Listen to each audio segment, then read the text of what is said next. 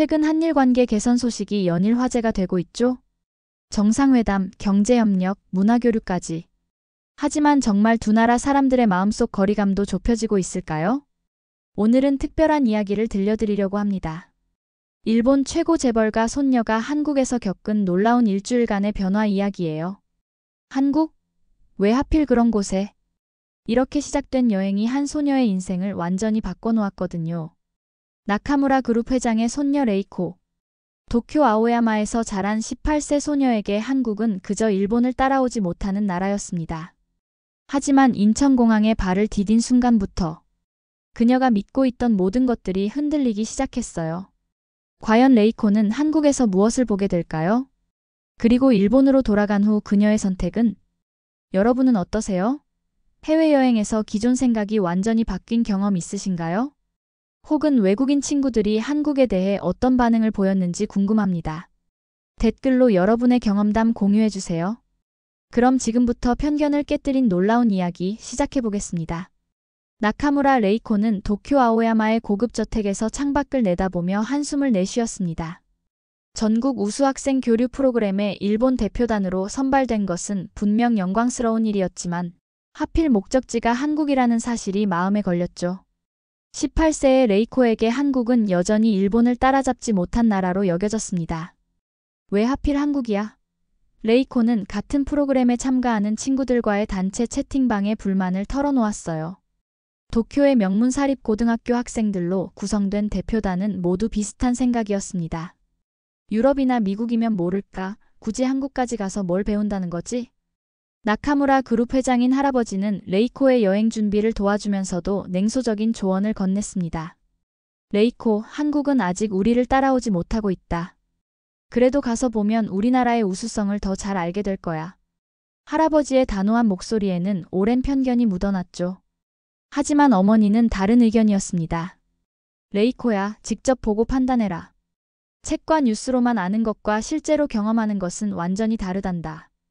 어머니의 부드러운 조언이 레이코의 마음 한편에 작은 의문을 심어주었어요. 과연 한국은 정말 자신들이 생각하는 그런 나라일까요? 공항으로 향하는 차 안에서 레이코는 가방 속 여행 일정표를 다시 한번 펼쳐보았습니다. 일주일간 서울과 경기도를 둘러보며 한국의 교육 시스템과 문화를 체험하는 일정이었죠. 서울시청, 지하철, 고등학교 방문까지 빼곡히 적힌 계획들이 눈에 들어왔어요. 뭐 특별할 게 있겠어? 레이코는 속으로 중얼거리며 창밖의 도쿄 풍경을 바라보았습니다. 첨단 기술과 질서 정연한 도시의 모습이 자랑스러웠죠. 한국에서 과연 이런 모습을 볼 수 있을까 하는 의구심이 들었어요. 하네다 공항에서 만난 동행 학생들의 얼굴에도 비슷한 표정이 어려 있었습니다. 모두가 의무감으로 참여하는 듯한 분위기였죠.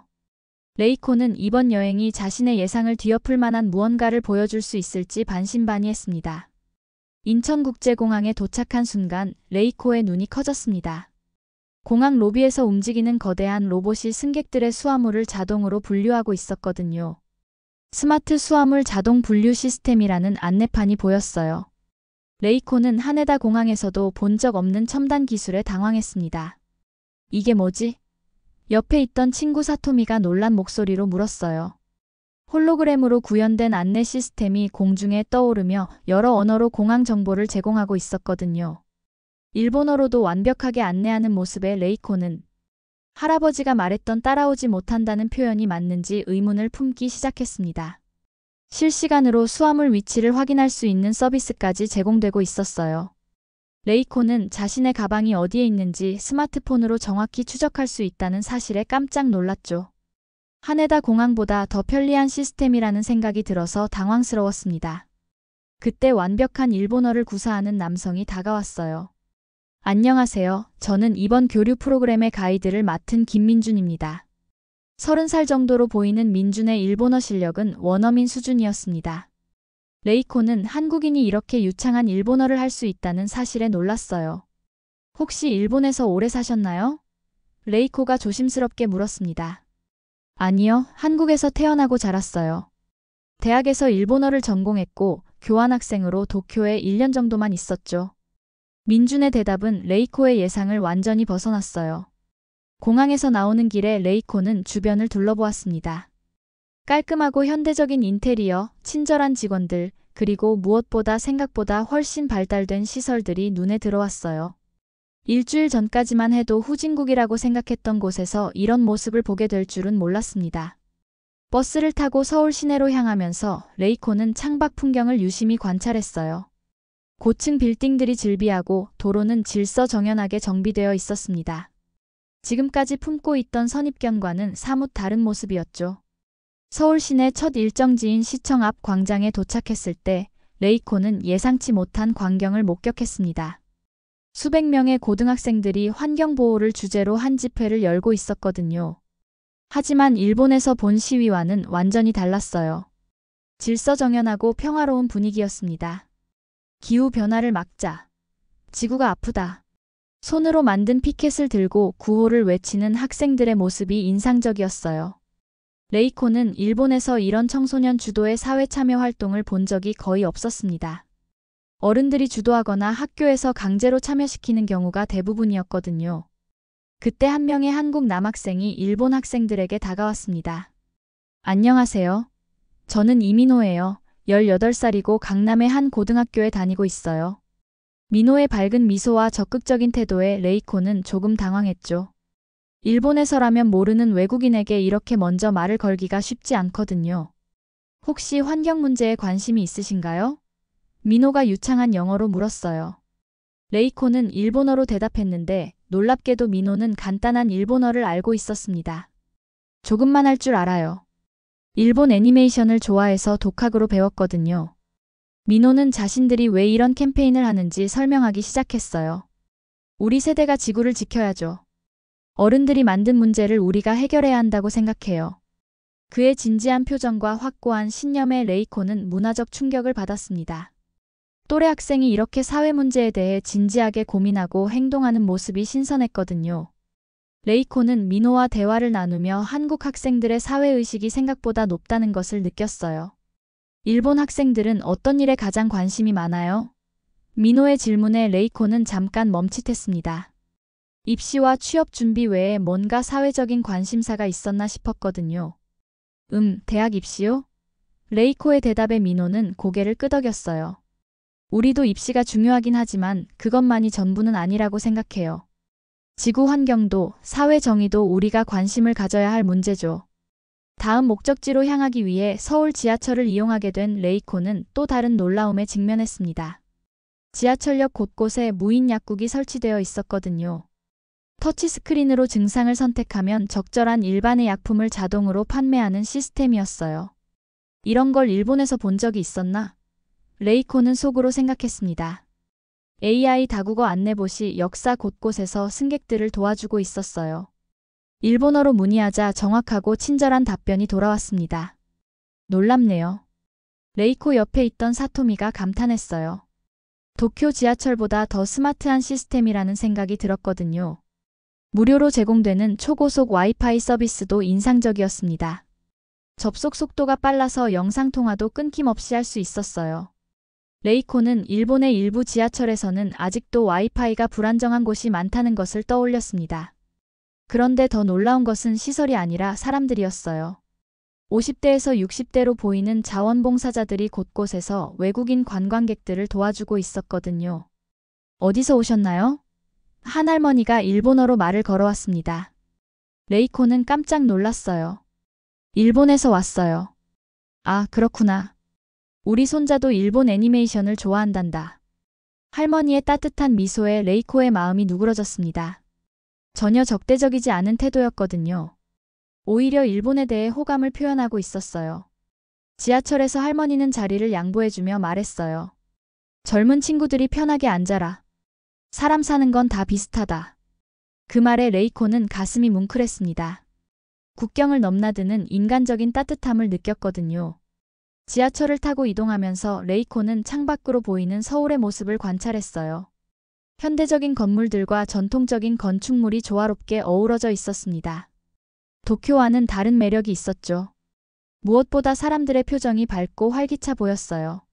셋째 날, 레이코와 일본 학생들은 서울의 한 고등학교를 방문했습니다. 마침 그 학교에서는 학생들과 학부모가 함께 준비한 지역별 전통 음식 페스티벌이 열리고 있었어요. 체육관 전체가 다양한 음식 부스로 가득했습니다. 와, 냄새가 정말 좋다. 사토미가 감탄하며 말했어요. 김치찌개, 불고기, 비빔밥, 떡볶이까지 다양한 한국 요리의 향이 공간을 가득 채우고 있었거든요. 레이코는 일본 학교에서 이런 대규모 요리 행사를 본 적이 없어서 신기했습니다. 놀라운 것은 모든 음식이 무료로 제공된다는 점이었어요. 정말 공짜인가요? 레이코가 한국어를 조금 하는 친구를 통해 물어보자 한 학부모가 웃으며 대답했습니다. 물론이죠. 손님들이 우리 음식을 맛보는 게 더 기뻐요. 음식의 품질도 예상을 뛰어넘었습니다. 식재료의 안전성과 영양 균형이 철저히 관리되고 있었어요. 각 부스마다 재료 원산지와 칼로리, 알레르기 정보까지 상세히 적혀 있었습니다. 레이코는 이런 세심한 배려에 감탄했어요. 한 한국 학생이 레이코에게 직접 만든 잡채를 권하며 말했습니다. 이건 우리 할머니 레시피예요. 한번 드셔보세요. 그 학생의 밝은 미소와 진심 어린 권유에 레이코는 마음이 따뜻해졌어요. 음식을 나누는 것이 단순한 행위가 아니라 마음을 나누는 일이라는 걸 느꼈거든요. 이걸 정이라고 해요. 한국어를 가르쳐주던 학생이 설명했습니다. 음식을 나누고 마음을 나누는 우리 문화예요. 레이코는 정이라는 단어가 일본어로는 정확히 번역되지 않는 독특한 문화적 가치라는 것을 깨달았어요. 점심시간 내내 한국 학생들과 학부모들은 일본 학생들을 자신의 가족처럼 대했습니다. 더 먹어, 더 먹어 하며 계속 음식을 권하는 모습에서 레이코는 진정한 환대의 의미를 알 수 있었어요. 이런 따뜻한 마음이 기술이나 경제력보다 더 소중한 것일지도 모른다는 생각이 들었습니다. 오후에 레이코는 한국 고등학교의 실제 수업을 참관할 기회를 얻었습니다. 역사 수업 시간이었는데 일제강점기에 대해 다루고 있었어요. 레이코는 일본 학생으로서 조금 부담스러웠지만 호기심이 더 컸습니다. 40대 중반으로 보이는 역사 선생님은 차분한 목소리로 수업을 진행했어요. 여러분, 일제강점기가 일어난 원인에 대해 어떻게 생각하나요? 일본에서라면 교과서에 나온 내용을 암기하는 것이 전부였을 텐데 여기서는 학생들이 자유롭게 의견을 나누고 있었습니다. 한 학생이 손을 들고 말했어요. 당시 조선의 내부적 문제도 있었지만 제국주의 시대의 흐름도 큰 영향을 미쳤다고 생각해요. 다른 학생은 경제적 이익을 위한 침략이었다고 의견을 제시했죠. 선생님은 각각의 의견에 대해 좋은 관점이네요 라고 격려하며 더 깊이 생각해 보도록 유도했습니다. 그때 한 학생이 레이코에게 질문을 던졌어요. 일본에서는 이 시대에 대해 어떻게 배우나요? 갑작스러운 질문에 레이코는 당황했습니다. 솔직히 말해서 일본 역사 수업에서는 이 부분을 깊이 다루지 않았거든요. 잘 모르겠어요. 레이코가 솔직하게 대답하자 교실이 조용해졌습니다. 그런데 놀랍게도 학생들이 박수를 쳤어요. 모른다고 솔직하게 말하는 게 용기 있는 일이에요. 선생님이 말했습니다. 역사는 서로 다른 관점으로 볼 수 있어요. 중요한 건 진실을 찾으려고 노력하는 거죠. 이런 자유로운 토론 분위기에 레이코는 깊은 인상을 받았어요. 일본의 주입식, 암기 위주 교육과는 완전히 달랐거든요.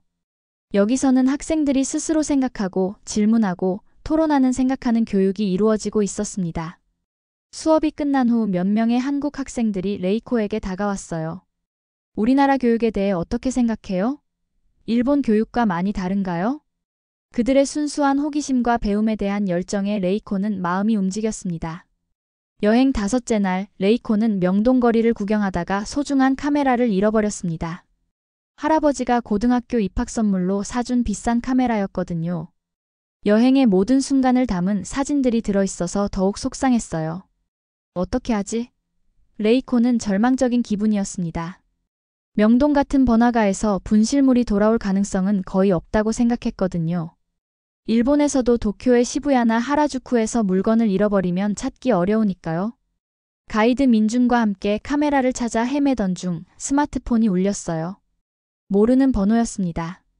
여보세요? 혹시 카메라를 잃어버리신 분인가요? 20대로 보이는 남성의 목소리였어요. 레이코는 깜짝 놀랐습니다. 네, 맞아요. 어떻게? 명동에서 주웠는데 카메라 안에 명함이 있더라고요. 지금 어디 계신가요?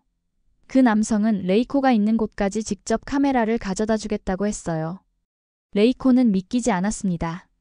30분 후 약속한 카페에서 만난 그 남성은 평범한 대학생이었어요. 여기 있어요. 카메라를 고스란히 돌려주면서도 아무런 보상을 요구하지 않았습니다. 감사 인사도 필요 없어요. 당연한 일이죠. 정말 고마워요. 보답을 하고 싶은데. 레이코가 말하자 그 청년이 미소 지으며 대답했어요. 기술은 발전해도 사람 마음은 예전 그대로예요. 저도 언젠가 외국에서 도움이 필요할 때가 있겠죠. 그의 말에 레이코는 가슴이 뭉클했습니다. 카페를 나서면서 레이코는 생각에 잠겼어요. 첨단 기술이나 경제적 풍요로움보다 더 중요한 것이 있다는 걸 깨달았거든요. 양심과 신뢰를 기반으로 한 사회, 서로를 배려하는 마음이야말로 진정한 선진국의 모습이 아닐까 싶었습니다. 그날 밤 호텔에서 레이코는 카메라 속 사진들을 하나씩 들여다보았어요.